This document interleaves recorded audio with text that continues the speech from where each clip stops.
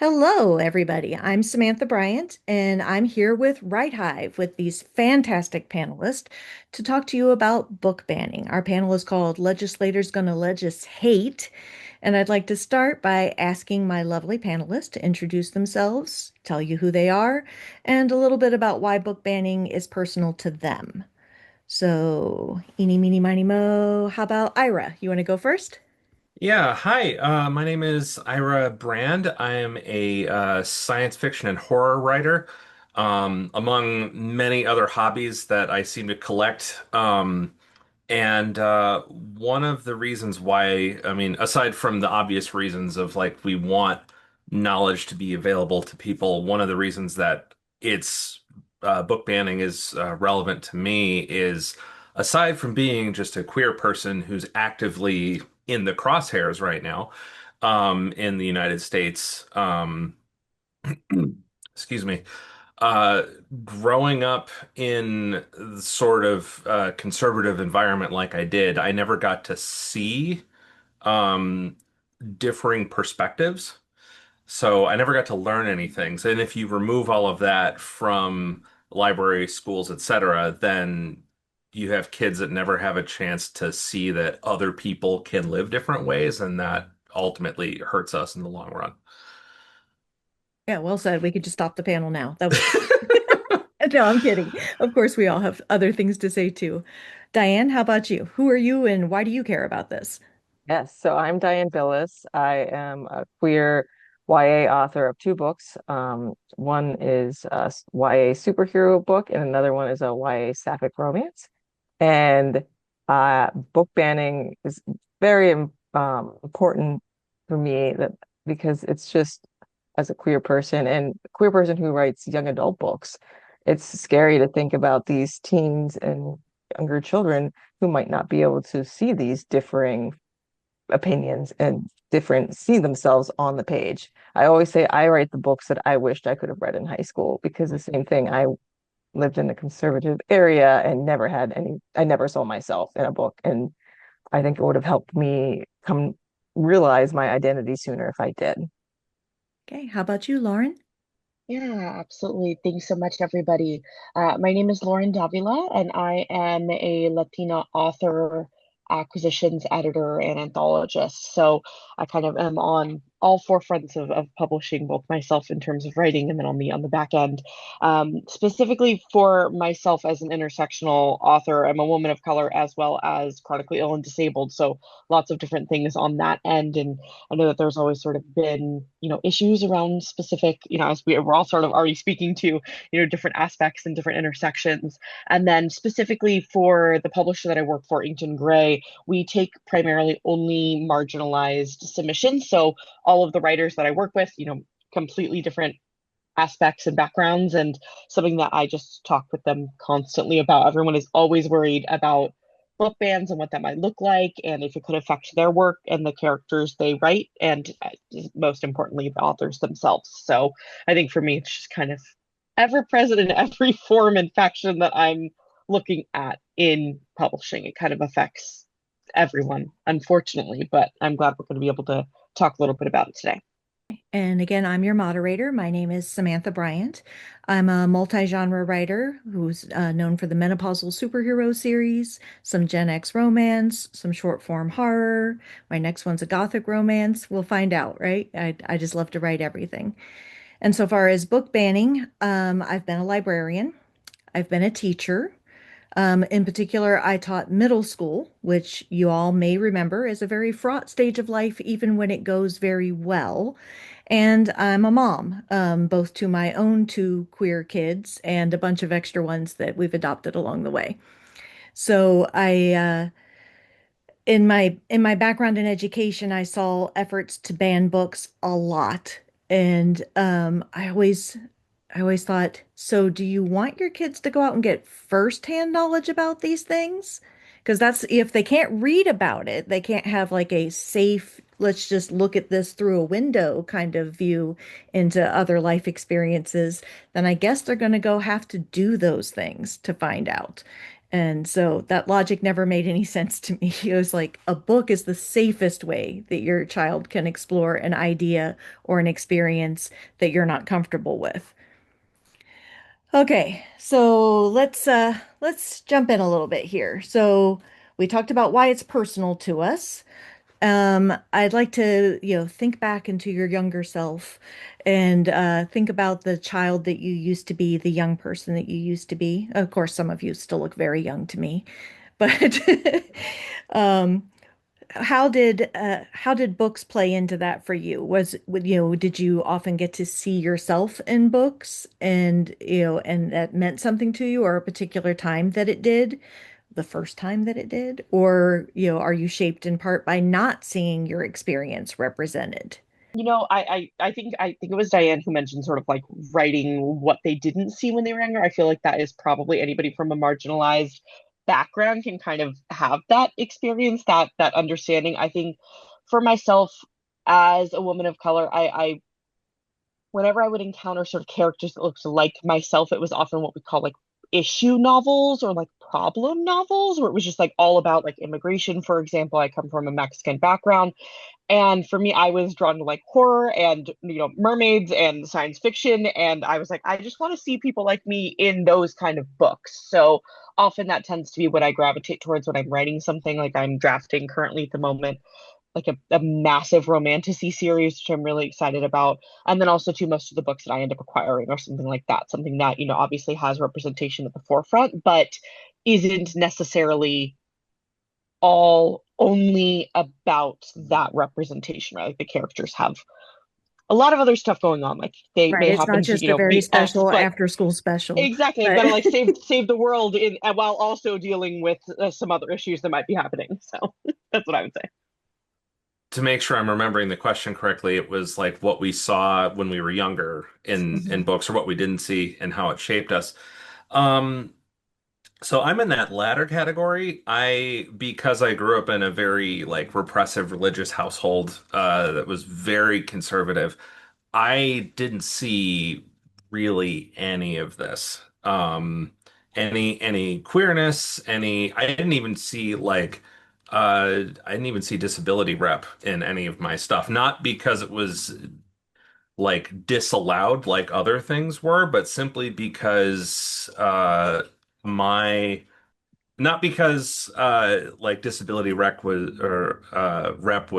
disallowed, but because my family was just so normative in all spaces that everything I experienced was like through the lens of like white, heterosexual, all of that stuff, and there was no real room for any kind of other lifestyles or experiences that I was allowed to see or able to see. So in my writing now, I take that into account, and I tend to just lean really hard into, like everyone else has said so far, writing the things that I wish I would have encountered. I was very bookish at a young age, and why it inspired me to start writing. I started like writing when I was like 6 years old, and just like because I loved reading so much.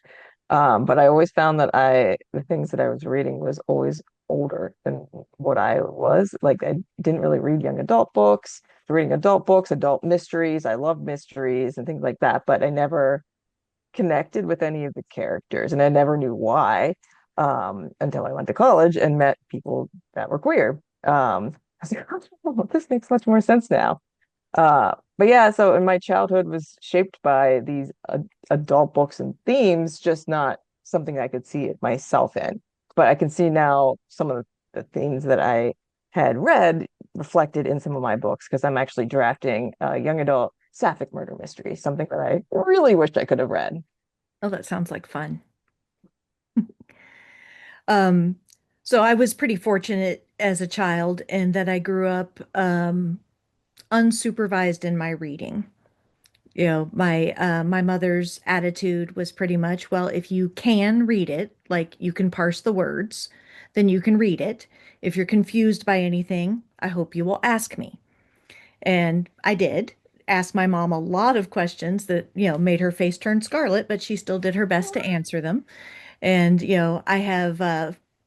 I had five uncles growing up that I was really close to because my mom was the eldest in her family, and so some of these uncles were, barely older than me, and I stole a lot of books from them and got exposed to a lot of things that way. And so I think early on, I came to look at reading as, they talk about windows and mirrors in books, right?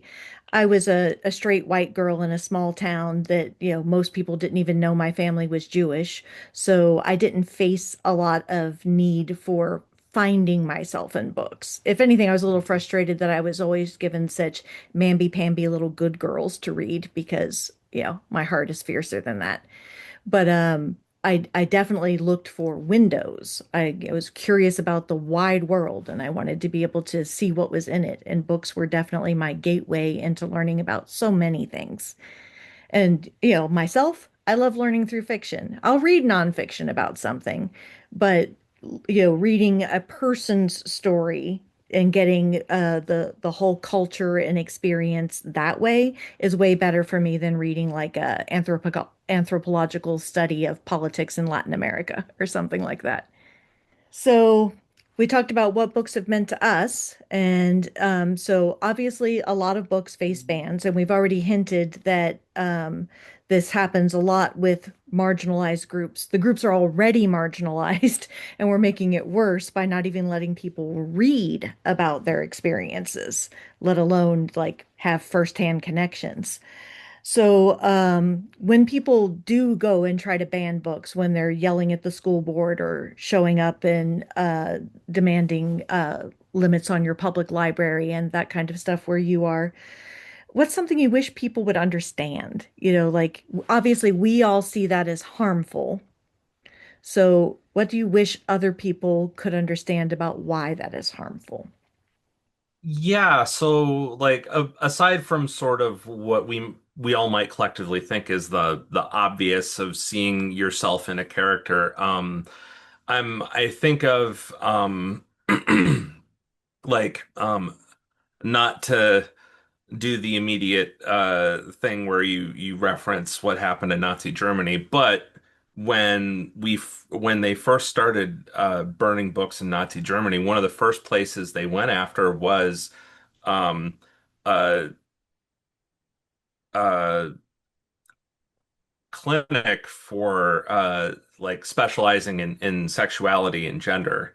And all of the resources, the information, the studies that were maintained there were burned. So, and that set us all collectively back by possibly decades. We really have no idea in terms of our understanding of how like we see ourselves, how we interact with each other, what our culture looks like. And so beyond just um like the immediate toll, there is this long-term ramification that doesn't play out until generations down the road that affect all of us collectively. And I wish people would think about the history when this sort of stuff has happened.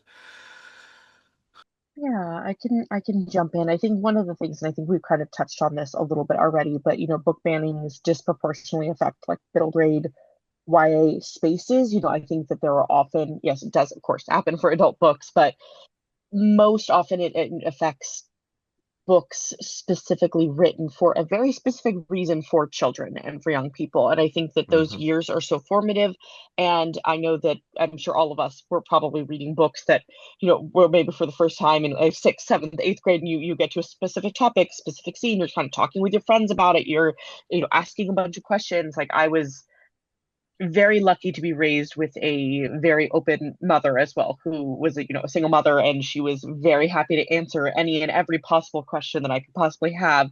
And I know that that often doesn't happen for many children, right? They do not have, as like Ira mentioned, like a community, a safe space where they can kind of ask questions, and books become those spaces. I know that Hmm. obviously in modern, days, we have a lot of social media usage and, Discord chats and spaces that you can kind of like reach out to different people and get connected with communities, but those are also still policed in very interesting ways. So I think that, just one thing to note is like, if you look at book bans, who do they disproportionately affect? And it is most often writers for marginalized communities and books that are written for children and young adults, which I think is just very interesting. I don't think we need to like completely go too in depth on it, but it's just something that has always been an interesting little tidbit whenever anybody talks about book bans. I just want people to think about that. Like, who does it affect most specifically?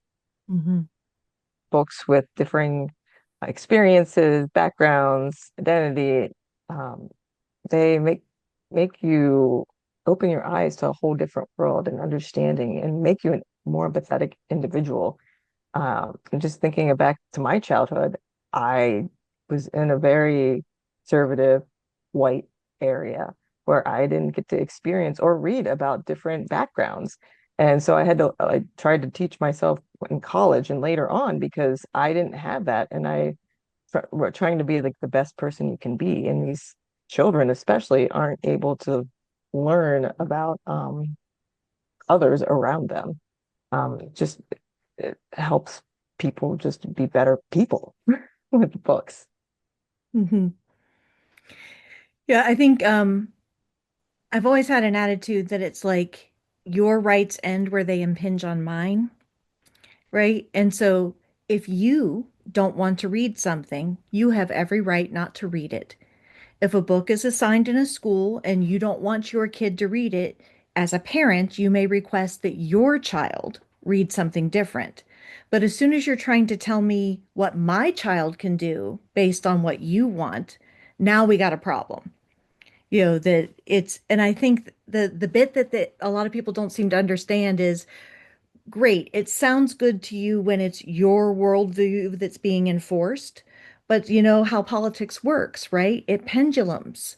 So what if next year the somebody else wins the election, and now we've decided that nobody can read straight Christian narratives anymore because they're just harmful, right? You don't often see the more liberal side taking that stance because they tend to believe in the openness of information and want to allow all points of view. But if they were ever put in the same spot of having their worldview being the one that is suppressed, I think honestly think that's what it would take for some people who would pursue book banning to understand it. Because obviously if you would pursue it, you already don't think like I do. Most often, we see in the news when books are being banned in big public ways, right? Like I said, yelling at the school board and that kind of stuff. So, have there been particular cases that have caught your eye, things that have worried you that you've seen in that light? Have you had to be a part of a fight for any books? I know myself as a middle school teacher, I was always having to defend what I wanted my students to read, or even what I thought should be available on shelves in the library or on the free table and that kind of stuff. Because Hillsborough, North Carolina is fairly blue for a North Carolina town, but that's a pretty low bar of blue. Um, so have any of the rest of you had any run-ins of this or cases that caught your eye and worried you? I served on a library board, and the library is very open, and they've never banned a book, which made me want to be on the board even more. But I did experience some occasional complaints from public of banning of books, and it was just kind of nice to see it from behind the scenes of how the library takes it seriously. All the board members read the book. The person could come and like give their case, and then ultimately the library decides what to do. But then the person ended up not even showing up to state their case. It's just interesting to see like they are very this shouldn't be there, it shouldn't be there, and then like when they to defend it, they just go away. I don't know. Mhm. It was an interesting experience for me to experience firsthand. I know a lot of the groups pushing book banning sometimes haven't even read the books that they're talking about. It's like they're a part of a group that said, these books are bad. You need to go get them banned at your library. They always have Mhm. some vaguely patriotic sounding name like, Moms for Liberty or something like that. Well, clearly they don't support liberty, at least not in what you can read. Um, and I have seen that happen in the good situations, when you get in front of the school board and the school boards, can you read me the passage from the book that offended you? And they have to scramble because they've never read the book, right? And Mhm. I think that should be key is that if you haven't read it, then you can't say that nobody else can. It's should be Mhm. in the requirements. Yeah. I can jump in really quickly here as well. So I've had experience before teaching at a large university, and I was teaching freshman composition and literature, which is always very interesting. We have like, of course, students from every kind of background, walk of life come in, and I had multiple writers who came in. I'm sorry, multiple students who came in who some of the assigned reading had been banned at their high school, and they were like, I can't read this book. Like, this was not, this is banned. Like, I can't read. And I was like, okay, well, we're gonna I want you to read it. Like, we're in, number one, you're in college now. Please go ahead and read the assigned reading. You are not in high school anymore. And we had some conversations after. I think one of them came in for office hours, and they were like, I have no idea why this was banned in the first place. Like, something that was like so horrible was like two or three lines in like the middle of a random chapter, and they had this conversation with the school board, their parents, everyone was making it seem like it was this huge massive to do. And even if it was a huge massive to do, it still should have been as big of an issue. But it was just funny to see how these kids, I think some of the time, especially we're just talking about young kids, they don't have the space to kind of figure it out on their own and like make their own decisions until they sort of get out of the areas where they're in or the spaces that they're in with these, as Samantha was saying, like these brigades who sort of like come in and make these huge decisions for the school board. So that was just something that was really interesting to me. I come from, Southern California. I don't haven't had, very personal experiences with it, but that was one that was really interesting to me. I picked, manuscripts that I wouldn't even have assumed. Honestly, I wouldn't have looked twice at them for even being anything that would have flagged in some form or fashion. But yeah, some of these kids had some previous experiences with them that were really interesting. Hmm. So How about you, Ira? Anything that caught your eye or worried you? Yeah, I've had a couple of things. Though the first three cheers for libraries and all the people working mhm. there. My first job ever was as a library page, so like lots of respect to all y'all, teachers as well. Thank you. Um, so I just saw something that is a little concerning when I was scrolling through threads this morning. I think it was the book. Pretty Little Liars. I could be Mm, misremembering, but someone was posting about it and they saw that the ebook on Amazon had been altered to be more modern with the times. I think at one point the manuscript had said something about uh some sort of challenge from Fear Factor and it got switched to being a challenge seen on TikTok. And a few other things that are kind of like largely not that big of a deal, but if you can kind of do the math and kind of see what the telegraphing is on that and being like, oh, okay, if a publisher can just go up and edit a manuscript for whatever reason and quietly do it, like what else could they edit if there was enough pressure to do so? Like, could they Mhm. take out certain characters or change character interactions or sexualities or genders because they want to or the administration is pressuring them or what have you. So that's like something I've seen recently that is a concern. And then sort of on the other end of that, I work for a company called Wraithmark Creative. We do very big, fancy deluxe edition books.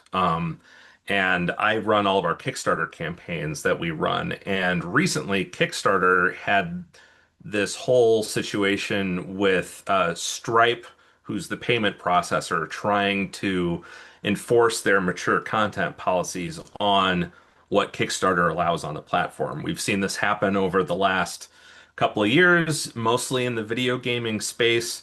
Um, but you have like conservative activist groups pressuring like companies like Visa, MasterCards, and Stripe to remove things that they find objectionable. And so what the downstream effects of that are that Like someone will put up a Kickstarter campaign for their very queer book and it might get flagged by Stripe, and then suddenly that person has raised all this money to help support themselves and their art and is now going to not get access to any of those funds. Um, Fortunately, Kickstarter is taking a pretty active role in fighting that whenever it comes up, but like that's another sort of angle to this, that it's not simply just legislation. Sometimes it's targeting the big payment processors in the world, and there's only like three of them, especially for those of us in the US. Right. Yeah, it is scary, the whole idea of revisionist history there. Hmm. Like, there's a lot of classic books that use language that I would not use myself, like racial words that are now considered racial slurs, Hmm. or references to religious groups that are really derogatory and that kind of stuff. But I feel like that still has to be in the book because the book is an artifact of its time. I read a lot Hmm. of classic literature, and so I am often presented with sexism, racism, pickenism. It's in there. And but that book is a window into the time it was written as well. And if we're just going to revise that based on current politics, then we have no source of truth, and that's terrifying in that Big Brother kind of way. I Hmm. don't like it when, I saw a t-shirt recently, make Orwell fiction again, right? I would very much like Orwell to stay fiction, please. Agreed. Yep. Yeah. So I guess that leads into another thought, like we were talking about the public fights, but there's also, like Ira was bringing up, these weird little things that happen behind the scenes. Like I remember reading recently about books that were just kind of quietly disappearing from Amazon, like they were not going to allow to be sold there anymore. Hmm. And so that's scary. And so much of what we do in writing life are outlets where we can sell our books, our social media platforms, where you blog, all kinds of stuff connected to your writing life are privately owned things, right? And so to some extent, I want to say, well, a private business owner has a right to set their limits, but when you get to a certain size and when something like Amazon has a stranglehold on the market, that's a scarier kind of censorship than like this one bookstore in this one town decides not to carry your book because they don't carry books with gay characters or whatever their reason is. Um, so what do you guys think about those situations? What worries you? And I think more importantly, what resources do we have? Like, what can we do? Because you can't make Amazon change its mind about anything. So what can people do? I noticed on Amazon when I was trying to update my bio or putting in like reviews about my books or things like that, there's certain words they do not allow. Queer is one of them. I cannot write that I'm a queer author. Um, and it just won't let me and I always know it's that word because as soon as I take it out, it accepts my bio. Mhm. And so they're censoring me by not even allowing me to say how I identify. It's kind of heartbreaking. And same thing with TikTok. If I actually write out the word queer, it won't push it up the algorithm. I have to put in like the threes instead of the e's. So I've tried to find workarounds to try to still say how I identify or what I'm right. It's just very frustrating. Um, And and there you would think Amazon, who's all about the bottom dollar all the time, would realize that that's actually positive marketing, that there are people who are looking specifically for queer writers and queer books. And how are they going to find them if you're not able to use the words that tell people that's what this is? Yes, it's very weird. I can use the word sapphic, which is fine, great, but like the word queer, I guess they think it's derogatory. I'm not sure. Huh. Um, but yeah, it's hard to get our messages across if we're being suppressed. Yeah, I think fortunately, I haven't encountered this myself yet, though I'm waiting for the day when the hammer comes down. Um, but I think what we can do is like the unfortunate reality is that like we can't as authors and as indie authors, we can't really escape what Amazon is. Um, I've been told so many times when I was publishing Run Like Hell, I was like, people were saying, no, you need to put it on Kindle Unlimited because it's the only way you're going to get readers. It's the only way you're going to make money, all of this stuff. And like, I'm very fortunate in that I'm in a position where I don't need to rely on book sales to pay my bills. Um, but I did try it in the beginning, and it was kind of wild how much volume I had when it was on Kindle Unlimited. Um, Yeah, Amazon definitely punishes you if you don't go with Kindle Unlimited. yeah, a little Yeah. bit. Um, but I did eventually take it off, and I think that's the challenge that we have both as queer writers. But also like authors in general is like, how do we combat Amazon's size? We need to make that deliberate step of not being exclusive to Amazon. And some people can't afford to do that, unfortunately. But for those of us who can, we should be the ones taking that first step to, as much as we can, reduce the reliance on that platform and push people to other places that are more equitable, like bookshops.org or itch.io, um, etc. Right. I know when I was traditionally published for all my work in the beginning of my career, so stuff Mm, like distribution was not my decision. I didn't get to decide. But when I started doing some indie projects, I looked around and I was like, yeah, no way am I making myself beholden to Amazon. And mhm, my indie work has been romance, and romance in KU is giant, because romance readers are book gobblers.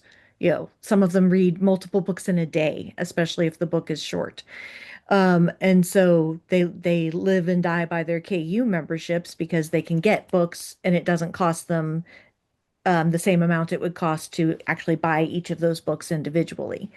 So I can see why readers might want it, but KU gets to be a worse and worse deal so far. They keep renegotiating what you get paid, and you're beholden to Amazon, which means if tomorrow they decide that your book is offensive to the community standards, which they will never define anywhere where you can read them or anything, then suddenly you don't have any place to sell your books.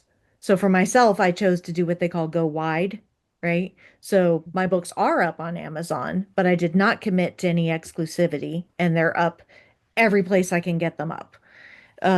And that's a pain in the rear for me because I have all these different outlets to manage. But, I will likely always have an outlet, at least one, right? Even if all mhm. of them start being strange and shutting me down, I'll always have a way. And I think on that part of what can we do, I think everybody needs to think about that and have your kind of backup plan in place and make sure that you have all your assets. In this case, I mean like digital assets for your books and everything, and not tied into a system where you can't get them, but hold on to your intellectual property. So have any of you looked into what you do besides Amazon? Um, or are all of us kind of tied into Amazon at this point? I I mean, oh, go ahead. I was gonna say I'm not super tied into Amazon. Most of what I've done has been more traditional. Um, I haven't ever dealt with like the Kindle Unlimited. I have a lot of friends who've gone like the full indie route, and they are sort of, I think Samantha used to like shackled in to the Kindle Unlimited life. So I feel like I haven't had as much say with that. Luckily, my publishers have kind of like handled and tackled everything, and my agent is fantastic with kind of stepping in with terms and such. But it's an interesting experience. Whenever I hear friends talk about it, I it's it's hard, especially when I think Amazon just kind of occupies this huge monopoly for a lot of readers. Like they just that's where they go, that's where they gravitate towards. So personally, what I just try to do as much as possible is like push towards the indie stores that I I know, I work with, I host events at. I just have like really great relationships with them. Number one thing is like just find indie stores around you. Independent bookstores are vital and they are amazing and they're doing just like great work for representative writers and marginalized writers. And I just always tell people I just like direct towards I direct away from Amazon as much as I can. I guess it's kind of Hmm. my end all be all there. Yeah, I think Ira said the same thing. You know, it's Yeah. like, yeah, your book's there, but if somebody's like, where Mhm. can I buy your book? You're like, well, Here's um, 8,000 other options. yeah, They're the last link Yep. in my list.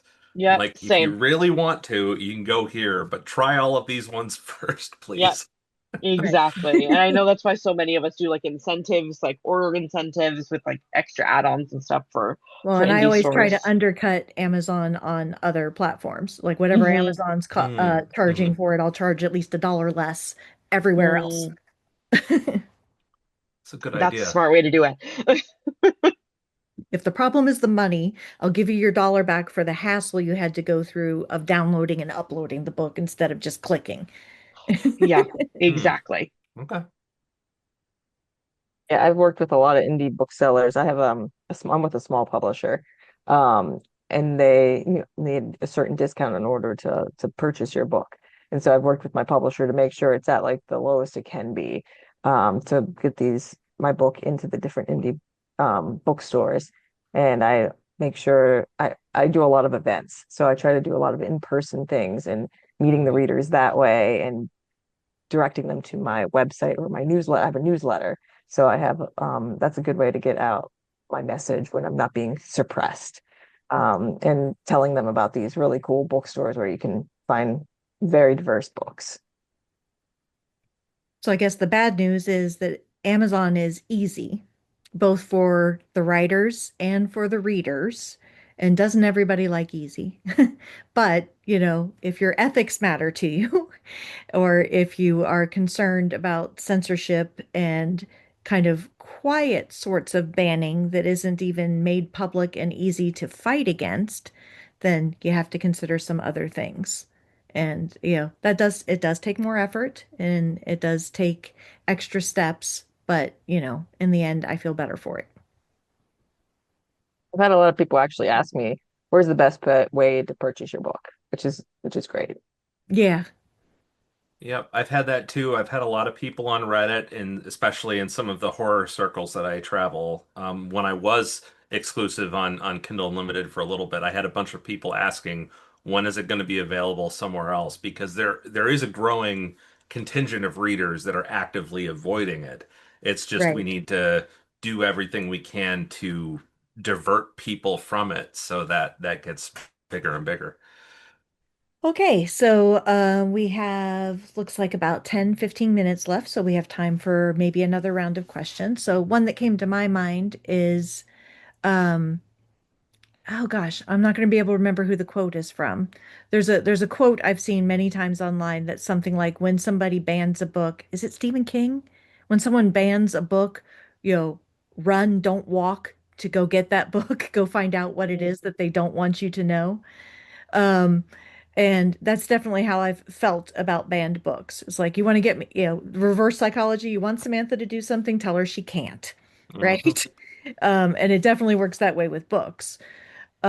So do you have any favorite banned books, like ones that you actually recommend, like, no, no, no, you should read this one, and here's why. As you asked that question, every possible title of Every every possible book possible went out book of your just head, like right? Yeah. Yep. completely gone. It's just gone. Of course.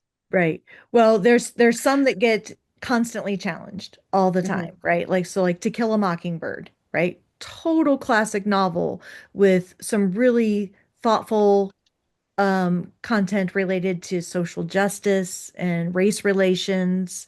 And so you can see why certain people want it banned because, oh no, you're going to make my kid think that it's bad when we're mean to people based on the color of their skin.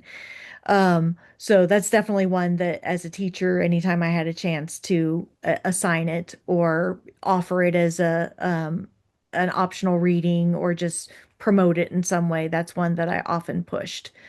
Um, and you know, there are moments in it that make you uncomfortable, but I also think that it's important to be made uncomfortable sometimes.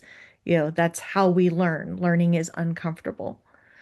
Any other thoughts? I could pull up the list of what's banned right now and read you Yeah, some I'm titles. trying to get a good list myself because I just like Lauren said, just gone the Yeah. second you asked. So in 2025, some of the top banned books: The Absolutely True Diary of a Part-Time Indian by Sherman Alexie, Lucky by Alice Sebold. Oh, that one was heartbreaking. Watchmen by Alan Moore and Dave Gibbons. Forever by Judy Blume. Can you believe that? A, Still? a classic. Yeah, Still somehow still? Wait, always banned. that book's almost as old as me. Okay. The Handmaid's Tale, still. Hmm. Yeah, that Hmm. might be one that I have to go with. Just thinking back to it, I forgot that that was banned because, we got the television show and everything, and it was very at the forefront for a while. But that book was one I read as I was deconstructing from the faith I was raised in, and as I was like shifting um, on the political landscape and going further and further left. And I talk to people who read it and be like, God, that world seems so crazy. Like I can't imagine it. And I'm like, oh, you have not grown up in the spaces that I've grown up in. You don't know how real this could be. You know how close this is, especially now if you're paying attention Yeah, there to have been a what. lot of handmade dressed protesters. Oh yeah, Yeah. and unfortunately for good reason. Yes. Um, that might be my pick. Yeah, I remember reading that one for the first time as a college student and being just gobsmacked, just like, whoa. And I think Margaret Atwood kind of wishes not to have been a prophet. Hmm. Yeah, I can only imagine. Yes. Yeah. I was trying to think of a few, and I'm just thinking of, like, books that I've taught in the past that I have always had, like, a little bit of like a, ooh, can I put this on the reading list? Like, should I put this on the reading list? The answer is always yes. Can I put it on the reading list is like a completely different question. But Mhm. anything by Toni Morrison always gets flagged. I've taught Oh, her yeah. so many times. Mm-hmm. The last book that she had, which was God Help the Child, I thought was like, it's a fantastic novel if nobody's read it. But it was just heavy topics. It deals with, like, you know, incarceration issues and abuse and sexual violent issues. So it's always in there. And then another one that I have taught previously in the past, it's a more modern book. It's The Poet X by Elizabeth Acevedo. Mm. It's a YA novel in verse, and it's just really, really interesting. An Afro-Latinx protagonist, but deals a lot with, like, faith issues and sexuality and growing up, gender, lots of different, I guess I would say, like, teen, in very quote marks, like, teen issues. And it gets banned all the time. I don't know why. I think it's a fantastic. I think it's very age appropriate is maybe the way that I would claim that. But yeah, that's probably, those are the couple that I can think of off the top of my head, that I've just had sort of personal experiences with. That reminded me of one of my teaching experiences. I had assigned Brave New World, Aldous Mm, Huxley. Mm. Mm-hmm. And, it's one of the famous, dystopian kinds of things. And in it, people are kind of ruled by pleasure, that they manage to keep everybody content with sex and parties, kind of the opposite of 1984, where it's very directly fascist. And I thought it was interesting how many times a parent would come to me that didn't want their kid to read Aldous Huxley, but was fine with them reading Orwell.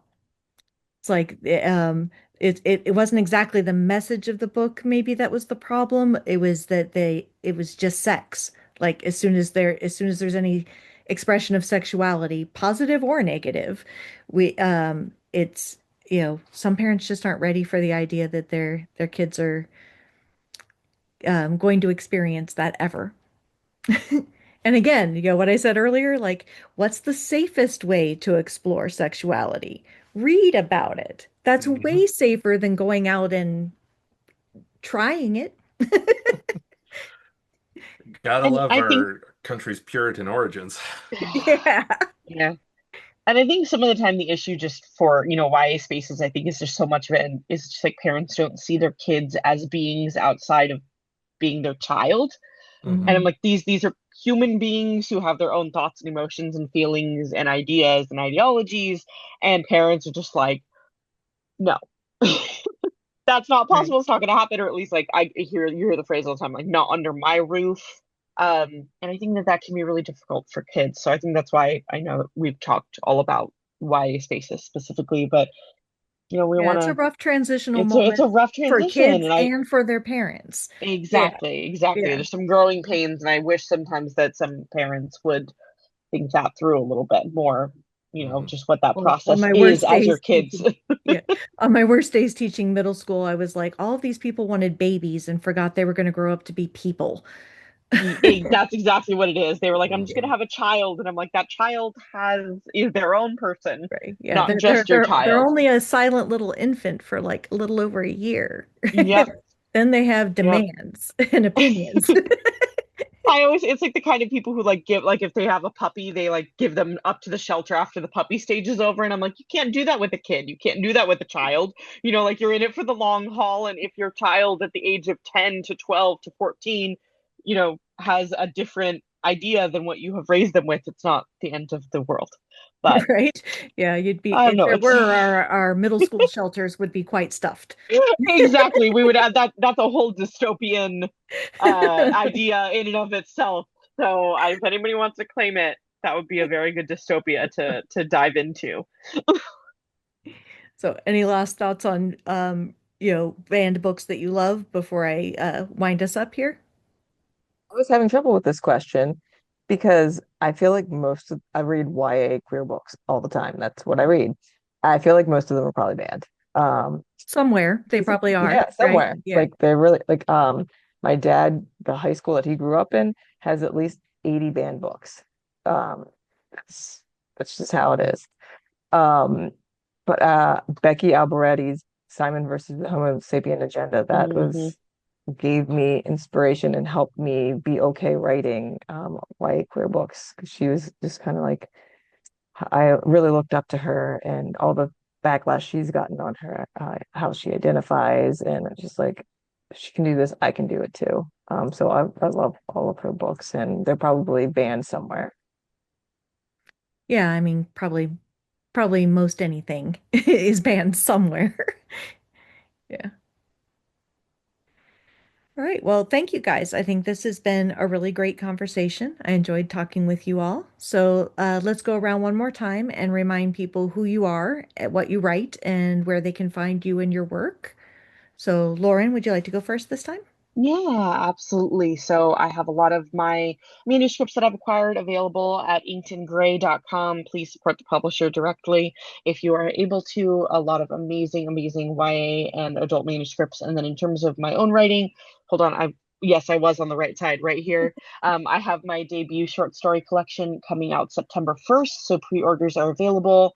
It is a adult collection of dark magical realism and fantasy stories, all set in Southern California, specifically Los Angeles. Lots of very fun genre stories in there. So please support by pre-ordering anywhere but Amazon if you are able to. Lots of amazing indies are already doing some pre-order campaigns for that, and you can find me on specifically Blue Sky, Threads, and Instagram. I think it's just my username is like at Lauren T. Davila.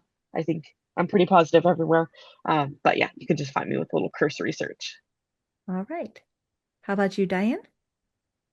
Yeah, so I'm Diane Billas, author of two queer YA books, Superficial, which is a superhero, and Does Love Always Win, which is sapphic romance. I am currently trying to get published a YA sapphic murder mystery called The Final Chapter, and I'm currently working on an adult sapphic rom-com about a cruise gone wrong. Uh, yeah, venturing into the adult space. You can find, I have dianebillis.com is my website. You can find me on Threads and Instagram at Diane Billis Writes, and then Blue Sky and TikTok at Diane Billis. Excellent. And how about you, Ira?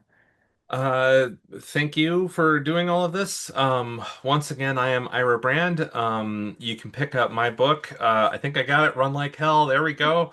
Um, it is a cyberpunk horror novel. You can pick that up pretty much anywhere, echoing what everyone else has said. Try to avoid Amazon if you can. Um, if you order from my website, irabrand.com, you can get the paperback and I will sign it for you. Um, you can find me on Threads and Instagram primarily at Ira Brand Books. I am on Blue Sky a little bit, but not nearly as much as I would prefer to be. And lastly, I am participating in my first anthology, and that's going to be launching on Kickstarter in September. It is a urban fantasy anthology. So I'm very excited to jump outside of my horror roots into something new. Excellent. Do you know the title yet of the Uh, anthology? Arcane Awakenings. Oh, good title. It's about characters as they first discover their magical abilities. Oh, that sounds like a great premise. I have a mild addiction to writing for anthologies. I have short stories and about 30 of them at this point. Oh, Because what wow. happens is somebody tells me about an anthology and I'm like, ooh, I gotta write something for that. And it's so fun. I'm Samantha Bryant. I can be found at dangerouswhenbored.com because I truly am. I'm a multi-genre writer. I write a lot of short fiction that runs kind of dark. I write the Gen X romances, which are people in their 50s finding love while they're in the midst of dealing with other things, and the menopausal superhero series because people should be glad my hot flashes did not become literal. So thank you all again for participating, and thank you to our Right Hive audience. I know when this airs, we will all have the chance to talk with you in the chat, and I look forward to that. So have a good night or afternoon or whatever time of day it is where you are.